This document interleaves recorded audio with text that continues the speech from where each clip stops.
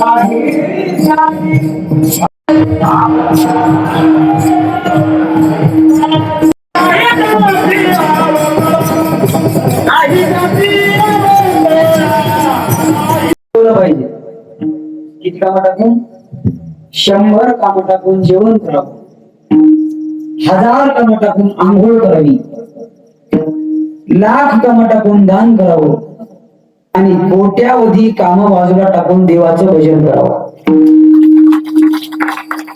भजन करावे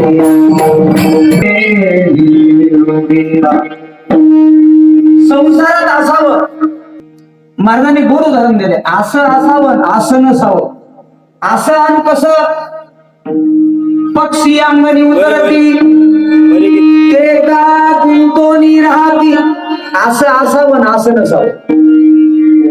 वस्ती करा वस्ती आला प्रातकाळी उठून गेला प्राचीनाची असं असावं आणि असं नसावं.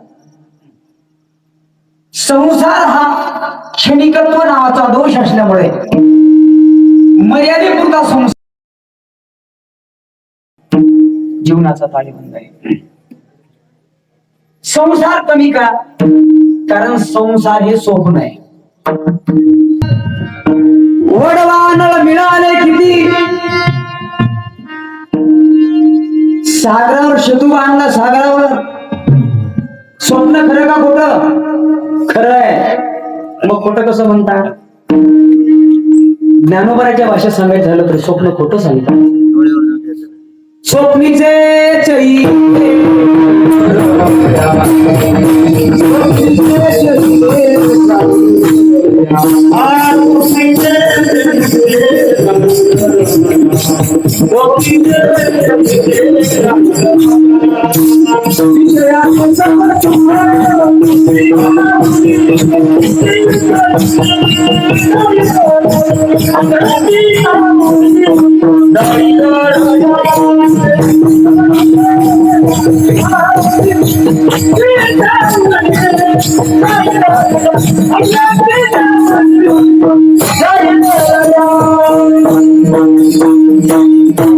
माऊली एका वाक्याला दृष्टांत देतात. स्वप्नीचे चैली जाईल रया.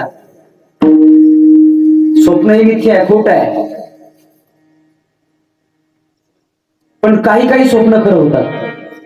कशी खरं होतात? मंदोदरीला मध्यरात्री 12 वाजता स्वप्न पडलं. मध्यरात्री 12 वाजता पडलेलं स्वप्न 6 महिन्यानं खरं होतं. सकाळी 3:30च्या दरम्यान पडलेलं स्वप्न 1 महिन्यानं खरं होतं. आणि सकाळी 4:30 ते 5च्या दरम्यान पडलेलं स्वप्न ताबडतोब खरं होतं. माझं स्वप्न खरं झालं. एक माझं स्वप्न सांगतो. मला गाढ झोप लागली आणि झोपेतच मी थोडं दचकल्यासारखं झालं. भजनी मंडळी म्हणले, महाराज तुम्ही थोडेसे दचकल्यासारखे झाले हो. पण मी त्यांना स्वप्न सांगितलंच नाही, कारण ते सांगण्यासारखंच नव्हतं ना. काय सांगावं त्या स्वप्नात? कारण माझ्या स्वप्नात हनुमंत राहिले नाही, माझ्या स्वप्नात ज्ञानोबा राहिले नाही, माझ्या स्वप्नात तुकोबा राहिले नाही. माझ्या स्वप्नात वेगळंच आलं आणि ते मला स्वप्न सांगावं असं वाटलं नाही.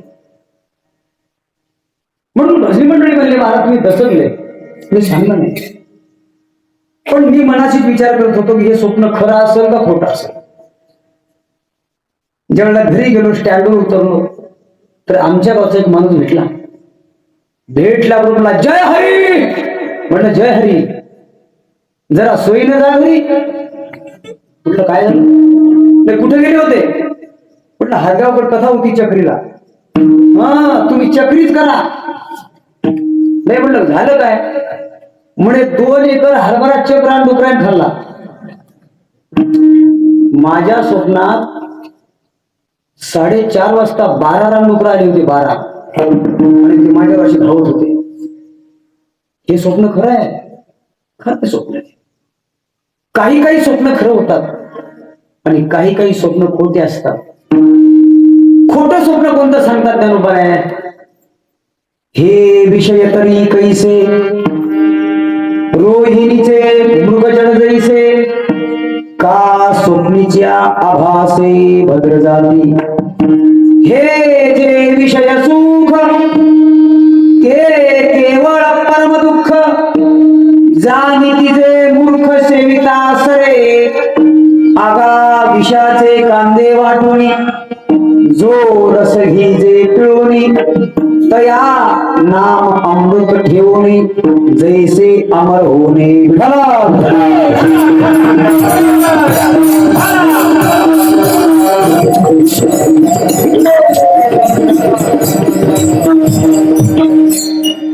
काही गोष्टी जीवनात खऱ्या आहेत आणि काही खोट्या आहेत. प्रपंच खोटा आहे आणि परमात्मा सत्य आहे. त्रिकाला बाधित सत्य आहे. सत्य तू सत्य तू सत्य तू विठ्ठला, कागा हा दाविदा जगदाकार.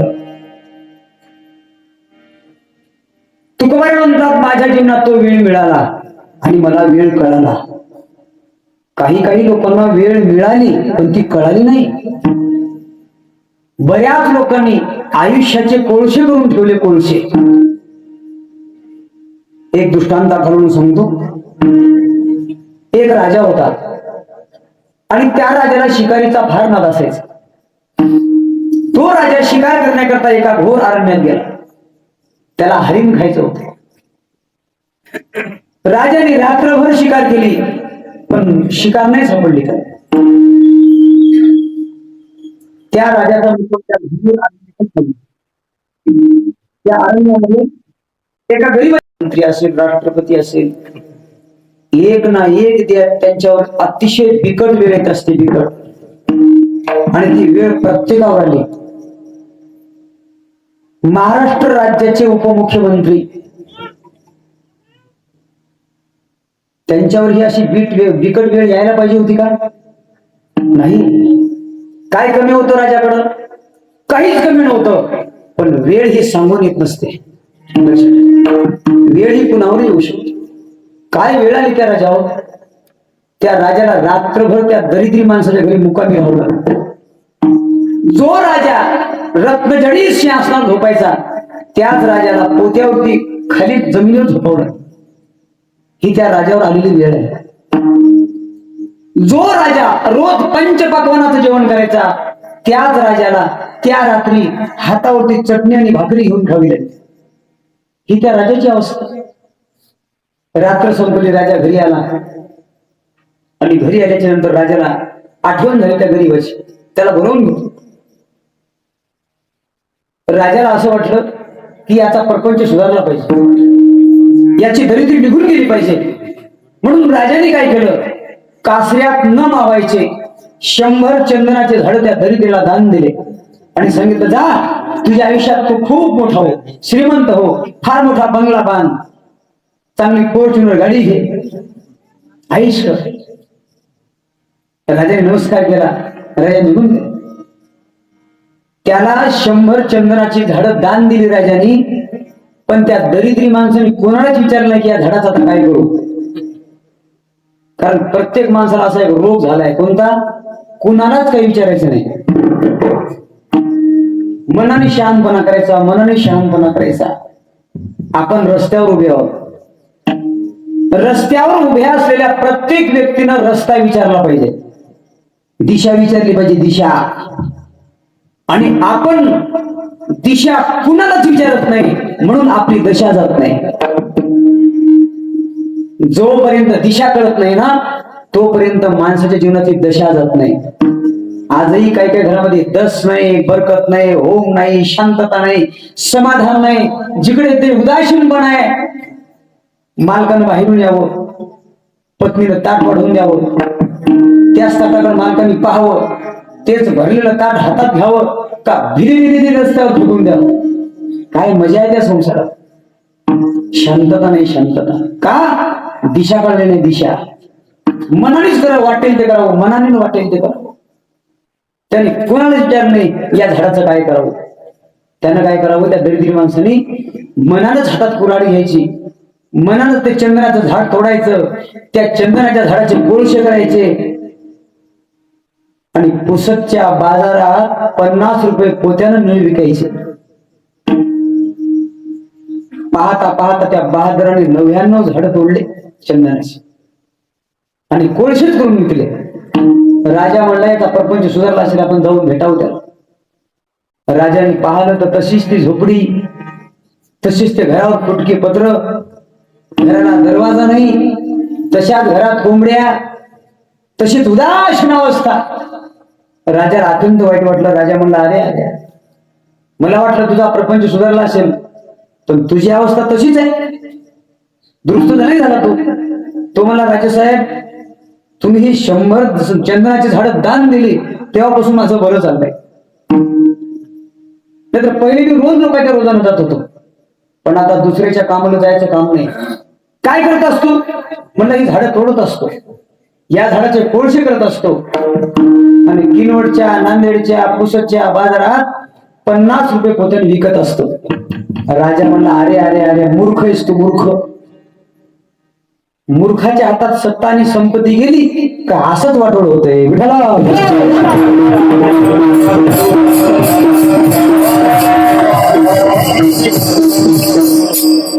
सत्ता आणि संपत्ती मूर्खाच्या हातात कधी जाऊ नये, वाटोळ होत असतं, वाटोळ. आणि संपत्ती आणि सत्ता जर आली तर आपण दुसऱ्याचं मार्गदर्शन घेतलं पाहिजे की आता या संपत्तीची विल्हेवाट कशी लावायची, कुठं संपत्ती दान करायची, कुठं पैसा खर्च करावा, विचारलं पाहिजे. प्रत्येक जीव हा रस्त्यावर आहे. राजाला विचारलं किती झाडं शिल्लक आहेत आणखी. तो मला फक्त एकच शिल्लक आहे. आता एक काम कर, त्या झाडाची हातभर फांदी घेऊन ये. तो गेला आणि हातभर झाडाची फांदी घेऊन आला. हातभर झाडाची फांदी त्याच्या हातात दिली, सांगितलं जा एका शाहूकाराकडे जा आणि किंमत आल्याच्या नंतर या झाडाची, या लाकडाची काय किंमत येते, किंमत आल्याच्या नंतर तुम्हाला परत येऊन भेट.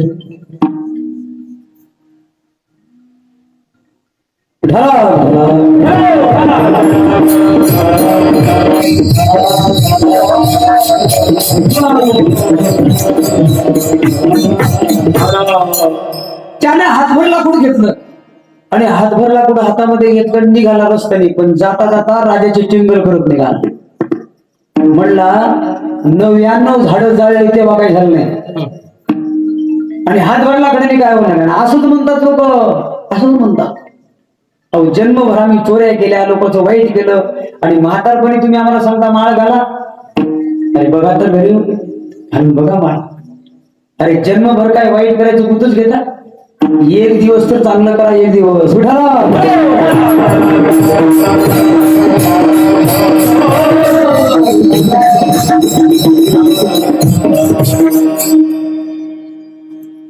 हातभर फांदी घेतली आणि गेल्या का शाहूकाराकडे. शाहूकार काय किंमत आहे लाकडाची. बघा शाहूकाराच्या समोर ती फांदी नेल्याबरोबर सुगंध सुटला तिकडे.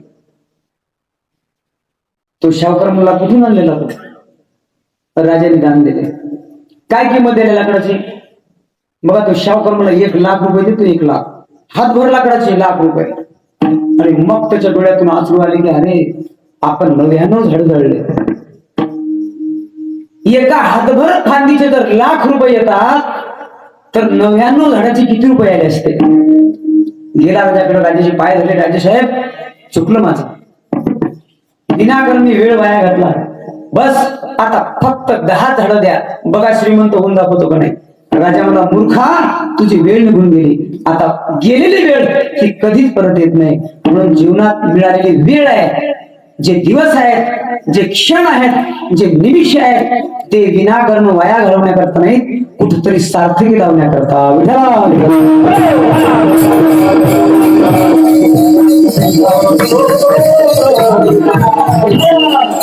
मग जीवनातला तो वेळ आहे, तो वेळ कधी सार्थकी लागेल? कधी सार्थकी लागेल जीवनाचा वेळ? विठ्ठलची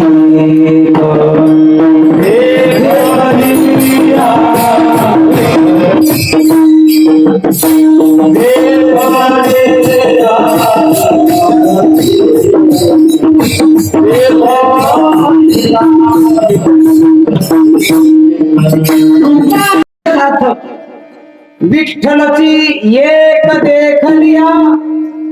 ज्या दिवशी परमात्म्याचं दर्शन होईल त्या दिवशी वेळ सार्थकी लागली. नवे नवे जीवनात मिळालेली ही वेळ निरर्थक आहे. जीवनात काही गोष्टी आवश्यकच आहेत, काही गोष्टी अत्यावश्यक आहेत, काही गोष्टी आकर्षक आहेत आणि काही गोष्टी निरर्थक आहेत. सार्थक असणारी गोष्ट तो म्हणजे परमार्थ करता दिलेला वेळ. निरर्थक गोष्ट प्रपंचाकरता वापरलेला वेळ. प्रपंच हा सार आहे आणि परमात्मा हा सार आहे. सार सार सार विठोबा नाम तुझे सार, मनोनी शिवपाणी जपत आहे वारंवार. प्रपंच असार आहे. मग प्रत्येक जीव आसार गोष्टीचा विचार करतो का सार गोष्टीचा? आसार गोष्टीचा. सार गोष्टीकडे लक्ष नसतं आपलं, आसार गोष्टीकडे जास्त लक्ष. एका माणसाने सोयाबीन पेरलं आणि सहज शेताकडे फेरफटका मारायला गेला आणि काय ते सुरुवातीला असं सोयाबीन दिसतं, असं लस लस लस लस लस. त्या सोयाबीनकडे त्यानं पाहिलं, इतका खुश झाला त्या पाल्याकडे पाहून. घरी आला आणि घरी येऊन पत्नीला म्हणतो, अगं काय म्हणलं, यावर्षी आपलं सोयाबीन आहे एक नंबर. यावर्षी एका बॅगला नक्की 10 पोते सोयाबीन होणारच.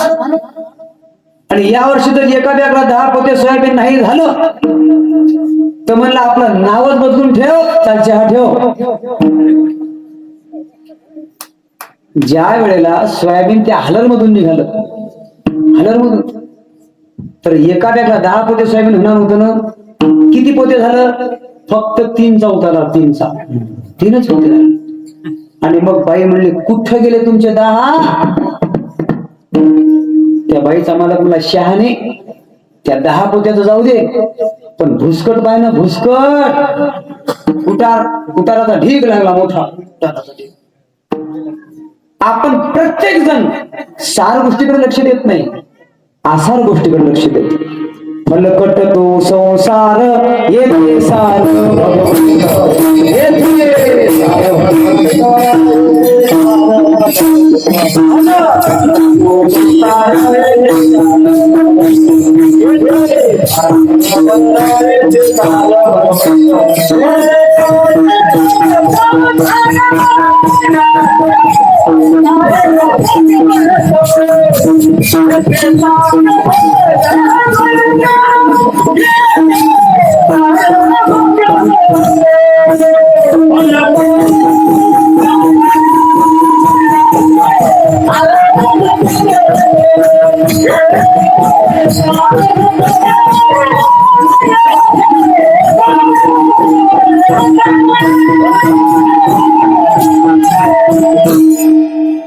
बलकट तो संसार येथे सार भगवंत. येथे सार भगवंत, भगवंतही सार आहे. सार गोष्टीचा विचार केला पाहिजे.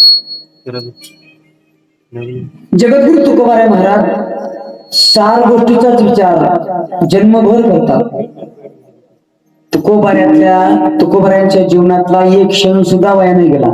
एक क्षण एकांतामध्ये जायचे, घोर अरण्यात जायचे.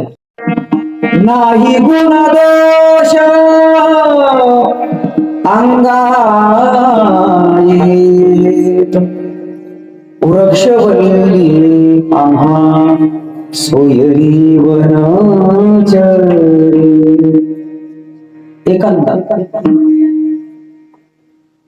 गेले, एकांतामध्ये तपश्चर्या करायला लागले, साधना करीत करीत करीत करीत करीत आता साध्यापर्यंत पोहोचले.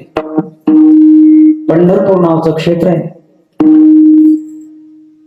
पंढरपूर नावाच्या क्षेत्रामध्ये तुकोबराय जातात, इंद्राणीचं स्नान करतात, पुंडलिकरायांचं दर्शन घेतात आणि पुंडलिकरायांचं दर्शन घेऊन भगवंताकडे डोळे भरून पाहतात. तुहारे श्रीहरी पाहिला डोळे भरी, पाहते पाहणे रुरी सारो दुनिया. भगवंताकडे पाहिलं, भगवंताच्या चरणावरती मस्तक टेकलं आणि भगवंतासमोर पाहून तुकोबारे म्हणतात, देवा आता माझ्या जीवनात काही शिल्लक नाही. आता कोठे धावे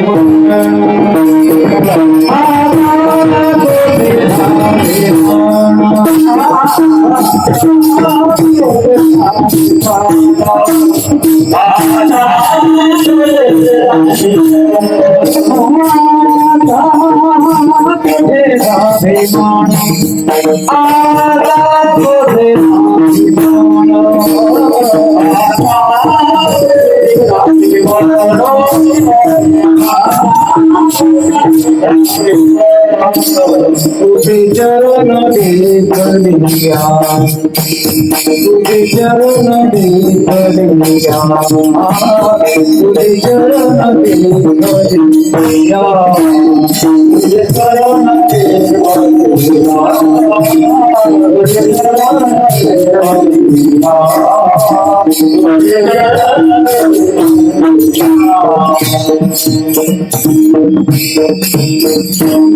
आता कुठे धावे मान तुमचे चरण देखलिया. भाग गेला सीन गेला अवघा झाला आनंद. अवघा आनंद झाला. किती झाला? वाचनाने सांगते, किंतरला नाही मोजताय, त्याचं मूल्यमापन होत नाही. किती आनंद! अवघी आनंदाची सृष्टी झाली. आनंदाचा पाऊस पडला. आनंदाचे डोही आनंद तरंग, आनंदाची अंग आनंदाची आनंदाची. आनंदाचा पाऊस पडला. आनंदाचा पाऊस. काम क्रोध लोभ निमाले ठाईचे, अवघी आनंदाची सृष्टी झाली. अवघी आनंदाची सृष्टी झाली. आनंदच आनंद, सुख सुख, हेच त्याचं उत्तर आहे. जसा एखादा माणूस गंगासागरला गेला, समुद्र बघितला, समुद्रातलं पाणी लोकांनी विचारलं किती होतं, काय उत्तर देईल तो? नाही. आता तुम्ही समुद्र पाहिला आणि गावाच्या लोकांना तुम्हाला विचारलं, गाव तुम्ही समुद्र पाहिला का? म्हणले हो. मग जो तुम्ही समुद्र पाहिला त्या समुद्रातलं पाणी किती लिटर होतं, काय उत्तर देसाल? पण उत्तर त्याच्यातच आहे. दिलं उत्तर त्यांनी. किती पाणी होतं सांगू? जिकडे पाहावं तिकडे पाणीच पाणी होतं, हेच त्याचं उत्तर आहे. तसा तुकोबारांना जो आनंद झाला ना, किती आनंदच आनंद, सुख सुख, हेच त्याचं उत्तर. विठ्ठला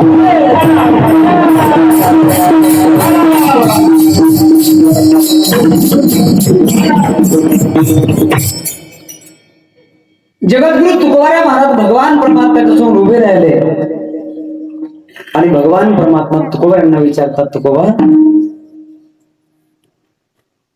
आज तुम्ही माझ्या समोर उभे आहेत, काय इच्छा आहे तुमची? जगद्गुरु तुकोबारांनी जी इच्छा प्रगट केली ना, ती इच्छा अभंगाच्या प्रथम चरणामध्ये महाराज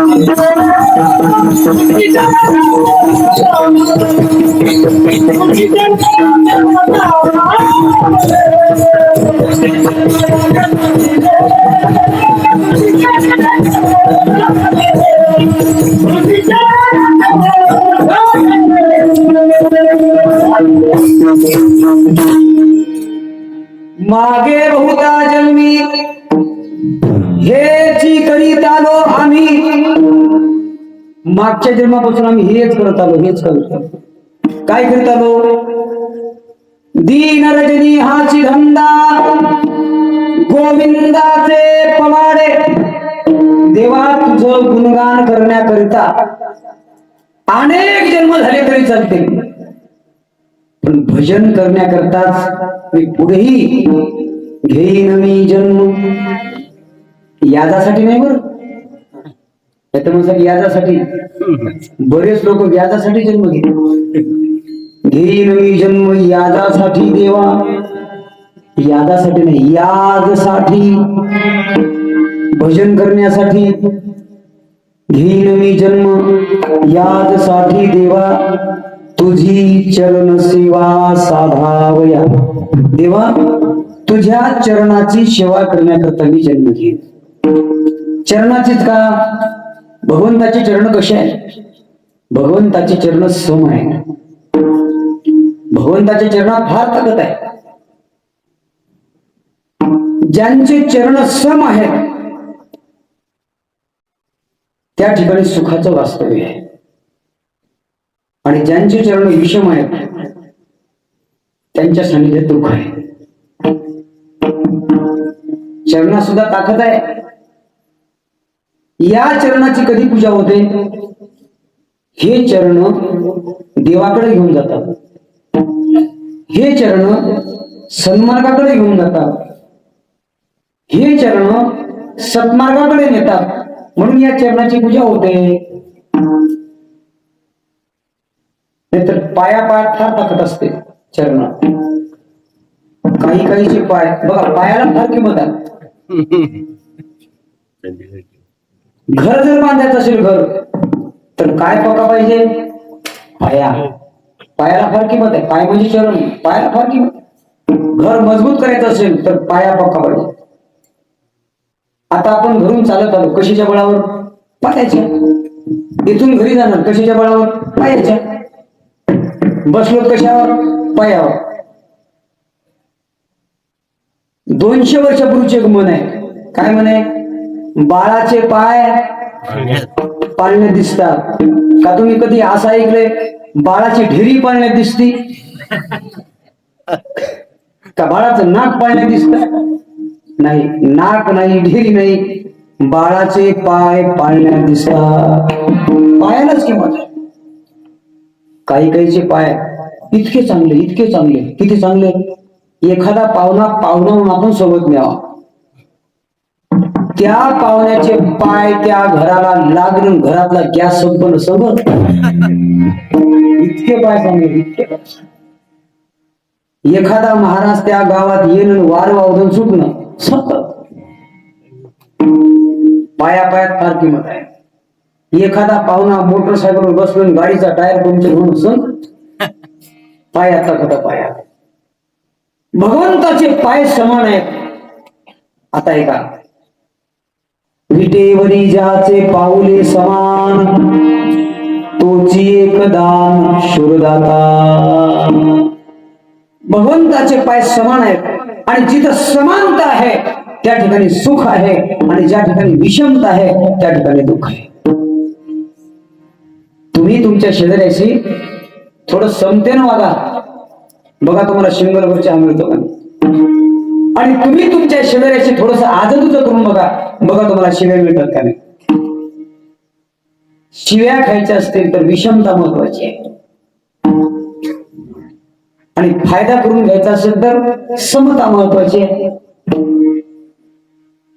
भगवंताचे पाय समान आहेत म्हणून देवा तुमचे पाय समान असल्यामुळे मी तुमच्या चरणाची सेवा करण्याकरता मी वारंवार जन्म घेईन. पण ठीक आहे, सेवा घडली, पण सेवा एक प्रकारची नाही ना, सेवा अनेक प्रकारची आहे. त्यापैकी 4 प्रकारची सेवा सांगितलेली आहे, 4 प्रकारची. आणखी तुम्ही तुमच्या जीवनामध्ये काय काय करणार तर तुकोबाराय महाराज म्हणतात मी हरिनाम कीर्तन करीन, संतांचं पूजन करीन आणि महाद्वारात लोटांगण घालीन अभंगाचं दुसरं चरण.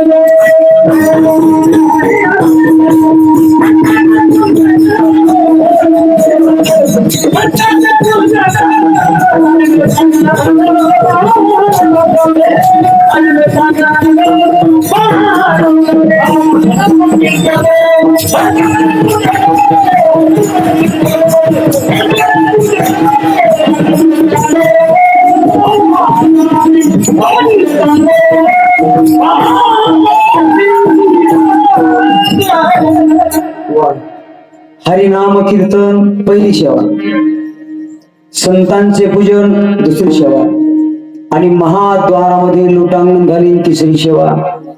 हरिनाम कीर्तन करीन. नाम ही सर्वात श्रेष्ठ आहे. यत फल नास्ति तपसान योगेन समाधिन तत्फल लभते करो केशव कीर्तनात. कलियुगा माझी करावी कीर्तन तेने नारायण देईल भेटी. कलियुगामध्ये सर्वात श्रेष्ठ कोणतं साधन असेल तर नाम साधन, कीर्तन भक्ती ही सर्वात श्रेष्ठ आहे.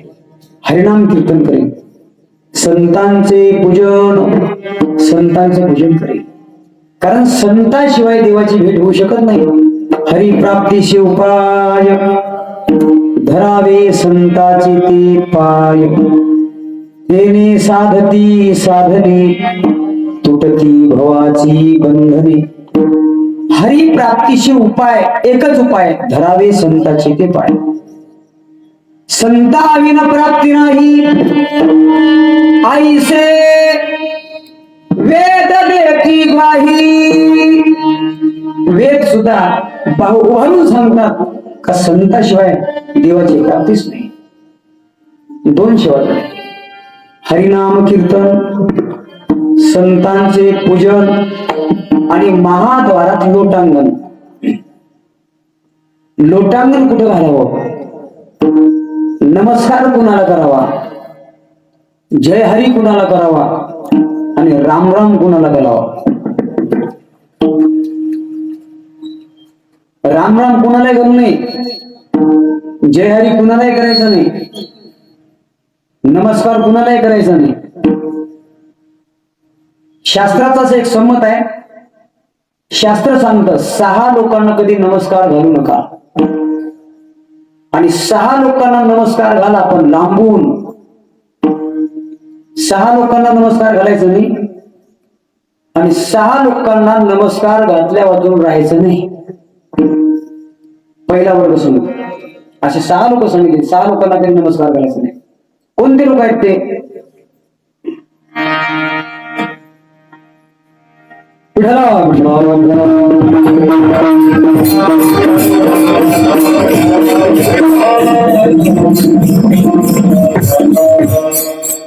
दूरस्थं जलमध्यस्थं धावन्तं धनगर्वितं क्रोधवन्तं मदोन्मन्तं नमस्कारी अभिव्रजयेत्. 6 लोक सांगितले. पहिला वर्ग आहे दूरस्थं. एखादा व्यक्ती दूर असेल, त्याची नाती ओळख असेल, तर अशा माणसाला कधी राम राम घालू नये. काही काय बघा फारच तडाख असते राम राम राम राम. ओळख नाही, पाळख नाही, त्याला जवळ येऊ द्या, तो कोण आहे त्याला ओळखा, नंतर राम राम घाला. शास्त्र सांगते दूरस्थं, दूर असलेल्या व्यक्तीला कधी राम राम घालू नका. दुसरा व्यक्ती आहे जलमध्यस्थं. एखादा व्यक्ती पाण्यात उभा आहे, त्याला पोहता येत नसेल आणि अचानक तो गोटांगड्या खाऊ लागला पाण्यात. एक जण पुलावर भरा, ते मजा पाहू, मजा पाहता पाहता मला राम राम. अरे त्याच्या नाकाडोळ्यात पाणी चाललं, तू राम राम घालतो. अशाला बुडत असलेल्या माणसाला राम राम घालू नये. जलमध्यस्थं धावंतं. तिसरा वर्ग. एखाद्याच्या पाठीमागे धावपळ असते, फारच धावपळ. उदाहरणार्थ घरचे लग्न असेल, सट्टा त्यानंच घ्यायचा, पत्रिका त्यानं छापायच्या, बँडवाले त्यानं ठरवायचे, मंडपवाला त्यानं ठरवायचा. का? भावकी मुलावर असते त्याच्या. भावकी मुलावर असल्यामुळे सगळे काम त्यालाच बघा, पत्रिका त्यानंच वाटायची. मग त्याच्या पाठीमागे धावपळ आणि याची गडबड, राम राम. आता त्यानं ऐकलं नाही, दुसऱ्याशी भेटले, काव म्हणला तुम्ही जवळून गेले पण राम राम नाही घातला. तो म्हणला माझ्या पाठीमागे जरा धावपळ होती, धावपळी जरा टाळला पाहिजे राम राम करायचं. पण ज्याच्या पाठीमागे धावपळ असेल अशा लोकांना राम राम घालू नये. धावंतं धनगर्वितं. ज्याला धनाचा अहंकार झाला असेल अशा लोकांना थोडस राम राम घालायचं टाळा. कारण धनवंताला जर आपण राम राम घातला तर त्याला असं वाटतं की हे काहीतरी मागण्यासाठी आले. धनगर्वितं. चौथा वर्ग आहे क्रोधवंतं. एखादा माणूस रागात असेल, रागात. जो व्यक्ती रागात असेल ना त्याला कधी राम राम घालून टाळलं पाहिजे. एक जण बायकोला रुमण्यानं हाणत होता, रुमण्यानं. त्या दोघांची झाली मारामारी, पती पत्नीची. हे गेला मला राम राम, तुला राम राम, तुला ढाकलाय का काय? आमची झाली भांडणं आणि तू कुशा राम राम घालतो. त्यानं तेच रुग्ण धरून त्याच्या 2 पाठीत घातली. आमच्या घरी भांडण झालं, तू राम राम घालतो. क्रोधवंतं. क्रोधी माणसाला कधी राम राम घालू नये. मदोन्मत्तं. मदोन्मत असलेल्या व्यक्तीला कधी राम राम घालायचं. नमस्कारी अभिव्रजयेत्. या 6 लोकांना कधी राम राम घालू नये आणि 6 लोकांना राम राम घातल्याशिवाय राहू नये. आता ते 6 लोक कोणते आहेत ऐका.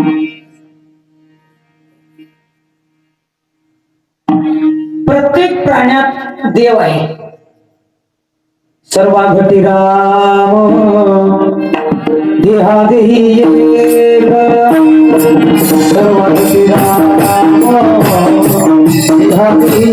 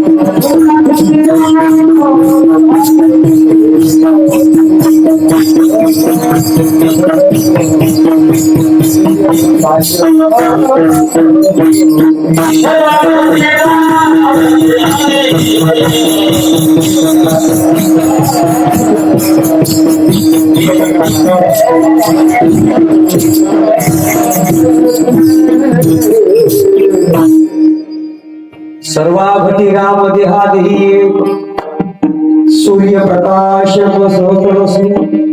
प्रत्येकाच्या हृदयात देव आहे. मग गाढवात देव नाही का? आहे. नाथरायांना गाढवात देव दिसला म्हणून गाढवाला पाणी पाजलं नाथरायांनी. गायीच्या ठिकाणी सुद्धा देवाचं वास्तव्य आहे. एका नाही 33 कोटी देवाचं वास्तव्य आहे. 33 कोटी देवाचं. पण प्रत्येक शेतकऱ्याच्या खुट्यावर एक तरी गाय असली पाहिजे. ती आपली माता आहे. जगाच्या पाठीवर 3 माता आहेत. 3 माता. पहिली माता आहे भारत माता, दुसरी माता आहे स्वमाता आणि तिसरी माता आहे गोमाता. गायीच्या ठिकाणी 33 कोटी देवाचं वास्तव्य आहे. आमची गोमाता जर पडीत जमिनीतून नुसती फिरून जरी गेली तरी ती जमीन अतिशय सुपीक आणि कसदार बनते. हे गायीचं महत्व आहे. गायीचं शेण पवित्र आहे, गायीचं गोमूत्र पवित्र आहे, गायीचं दूध पवित्र आहे, गाय ही सर्वांगानं पवित्र आहे. प्रत्येकाच्या खुट्यावर गाय असावी म्हणून गायीच्या ठिकाणी देवाचं असते. गाढवात देव आहे. गायीला नमस्कार केला पाहिजे, पण शेपटीकडच्या बाजूने केला पाहिजे. त्या ठिकाणी देवता आहे. एकडे नमस्कार केला गायीला शेपटीकडच्या बाजूने. दुसऱ्या एका व्यक्तीने ध्यानच ठेवलं, मग त्याला भेटलं दुसऱ्याची गाढव, मग त्याने नमस्कार केला. पण जसा गायीला केला तसा त्यांना गाढव. गाढवाच्या मागून नमस्कार करायला लागला. जे गाढवाने ती खाल्ली, डोंगळे फुटले, दाते पडले. अरे गाढवात देव आहे, पण गाढवाला नमस्कार घालायचा पण कसा? वंदावे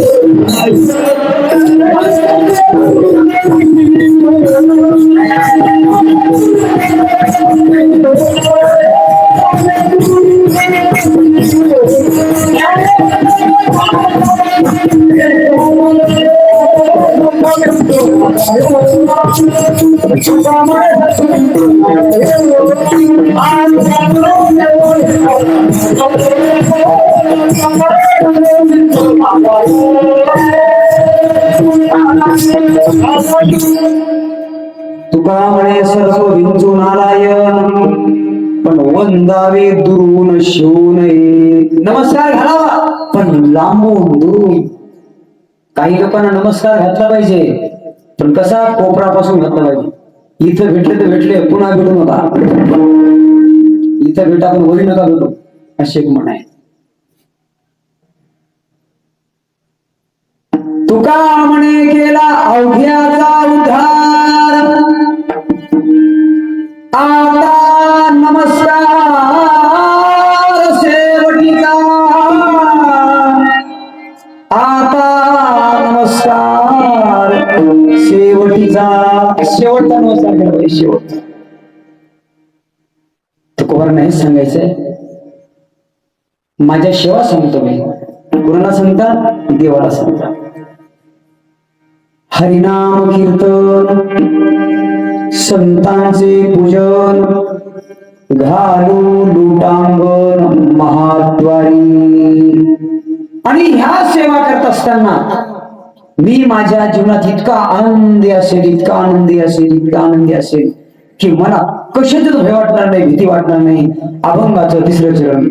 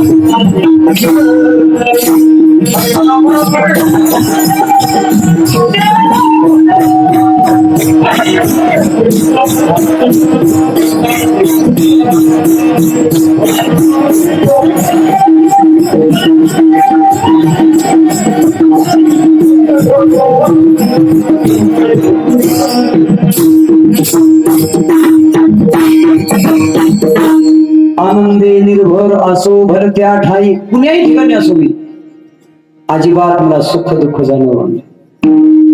सुख दुःखा नाही साड आम्हा. काय दुःख करायचं काम आहे, कुणाला घ्यायचं काम आहे आणि जीवनात कुणाला घ्यायचं नाही. आपण वाघ आहोत, वाघ. आपण कोण वाघ, सर्कशीतले नाही, जंगलातले शेर. पण वाटत नाही माणसाला आम्ही वाघ आहोत म्हणून, शेळीच म्हणून जगतात. कुणतरी आपल्याला अटॅक केलेला आहे, वाघ आहोत. कुणा अटॅक केलाय? काम, क्रोध, लोभ, मद, मत्सर, दंभ आणि अहंकार. एवढ्या मोठ्या वाघाला वाटतं की हे विकारच आमच्यापेक्षा मोठे आहेत, पण आपण त्यांना घालवतो. झाला तर 10 मिनिटं वेळ देतो.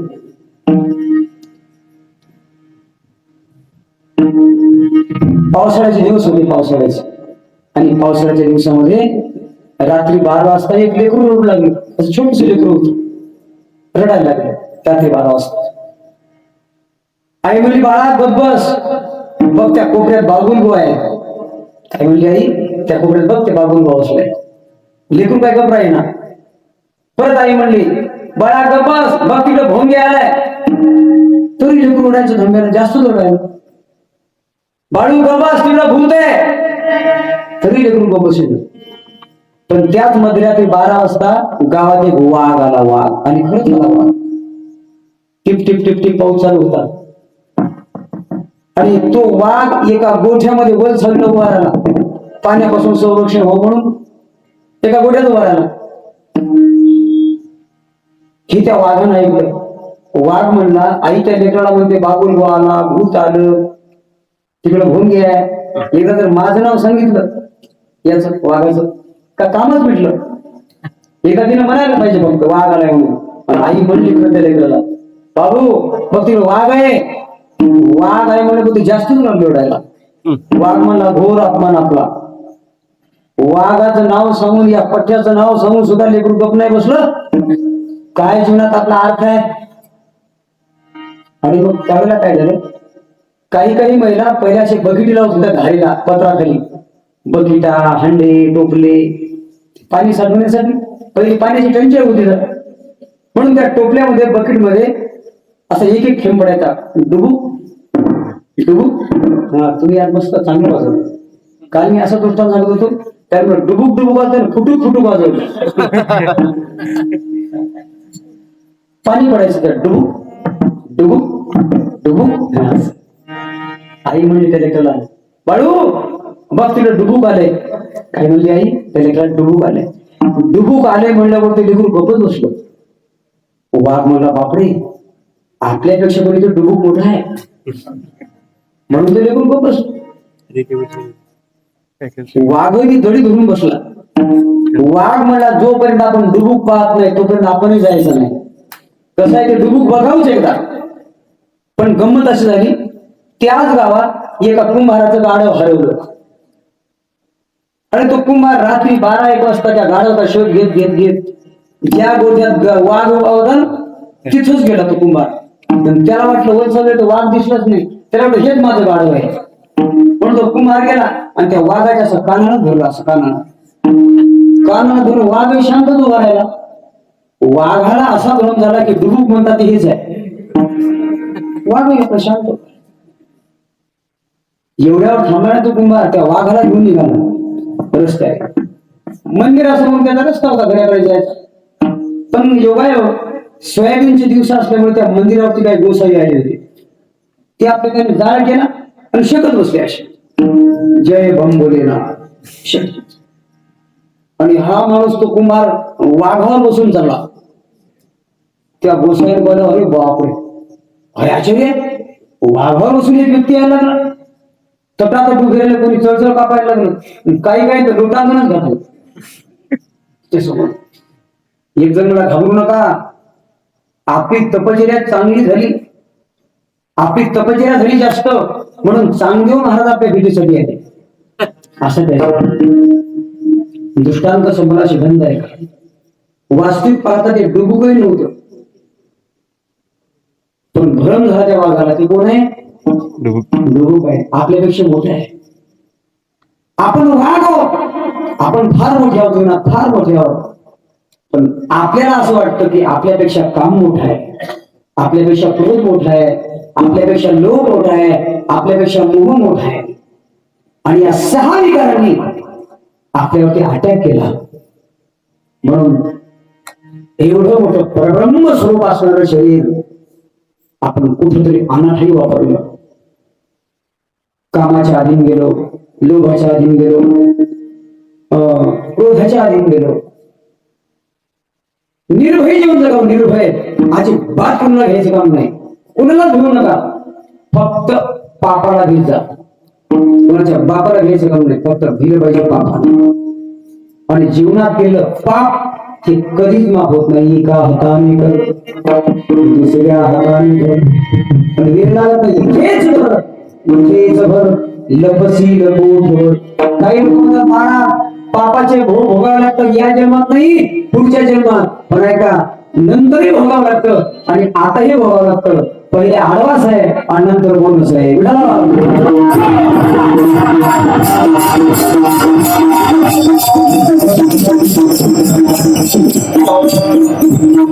भगवान, आम्ही तुला कुठल्याही प्रकारची आशा करणार नाही. न करी न घरी आस. सुखाने बघायचं असेल तर असे कर्म तरुण अवस्थेत करा. हे कर्म सफल झालं का परलोकी जर सुखाची प्राप्ती करून घ्यायची असेल तर असे कर्म जन्मभर करा. तुका म्हणे सत्य कर्म व्हावी साई, घातली भय नरका जाणी. ज्ञानेश्वर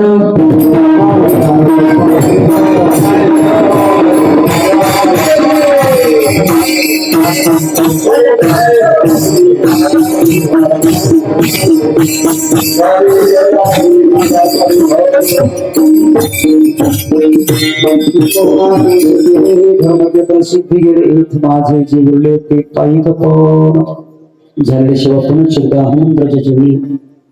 सर्व संत मंडळी, महाराज मंडळी, मृदंगाचार्य विनेकरी महाराज, गावकरी मंडळी, ज्यांच्यामुळे कीर्तनाचा सुयोग आला, हरिभक्त परायण आमचे सुनीलजी महाराज सत्यकर यांची चरणी, सर्वांच्या चरणी नतमस्तक होऊन या शिवदायास ठिकाणी पूर्ण विराम सांगण्याची. विठ्ठल जय जय विठ्ठल.